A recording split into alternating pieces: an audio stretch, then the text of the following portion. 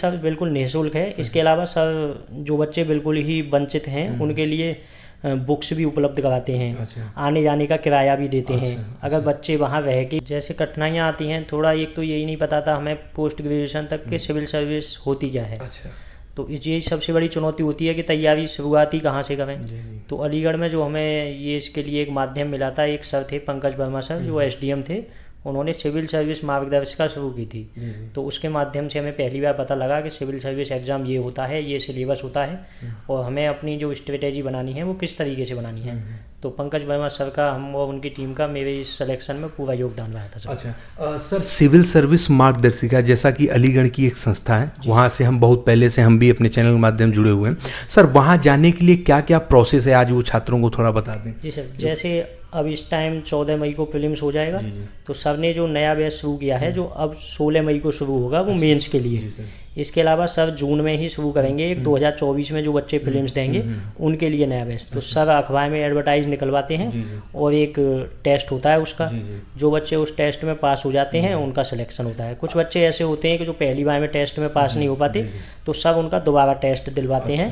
तो इसके लिए जो बच्चे गरीब हैं, जो दिल्ली या लखनऊ, इलाहाबाद यहाँ तैयारी करने नहीं आ पा रहे, तो उनके लिए काफ़ी अच्छा रहता है। इसके अलावा जो भी हमारे क्षेत्र की लोकल लड़कियां हैं, जैसे अब यूपी पीसीएस के इस बार के रिजल्ट में देखा जाए कि 33% लड़कियां पास हुई हैं। लेकिन हमारे जो सीएसएम में देखा जाए तो 60% लड़कियां पास हुई हैं। 3 लड़कियां थीं और मैं अकेला एक लड़का था सर। तो जो ये कहते हैं कि सर ने ये जो सोशल जस्टिस होता है इसको काफ़ी बढ़ावा दिया है इसके माध्यम से। सर जानना चाहेंगे कि क्या कुछ फीस वगैरह भी लगती है? नहीं, ये सब बिल्कुल निःशुल्क है। इसके अलावा सर जो बच्चे बिल्कुल ही वंचित हैं उनके लिए बुक्स भी उपलब्ध कराते हैं। अच्छा। आने जाने का किराया भी देते हैं। अच्छा। अगर बच्चे वहाँ रह के भी नहीं पढ़ पा रहे, उनमें रहने के लिए किराया नहीं है, तो उनके लिए रूम देते हैं और उसकी खुद ही फीस देते हैं। अच्छा। जैसे कुछ बच्चे ऐसे भी थे जो इंटरव्यू के टाइम पे अपना ब्लेजर नहीं सिलवा पा रहे थे, तो सर ने उनको ब्लेजर भी प्रोवाइड कराया था। तो ये बिल्कुल निःशुल्क रहता है। जैसे समाज के लिए क्या करना चाहिए एक सिविल सर्वेंट को, उसकी एक अच्छी सीख मिलती है यहाँ से।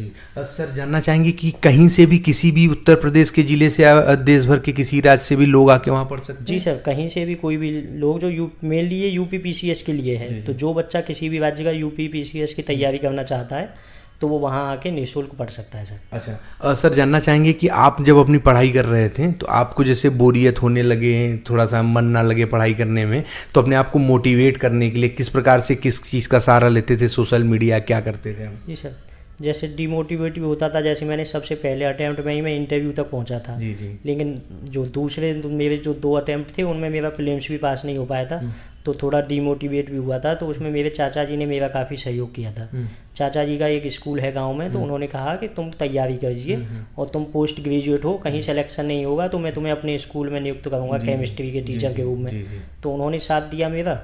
इसके अलावा मैं जो भी मुझे छुट्टी मिलती थी, जैसे अब मान लो प्रीलिम्स हो गया तो प्रीलिम्स के कुछ दिन बाद मेंस हो गया, जो भी टाइम मिलता था तो मैं अपने गांव में अपने पिताजी के साथ खेती में भी सहयोग करता था।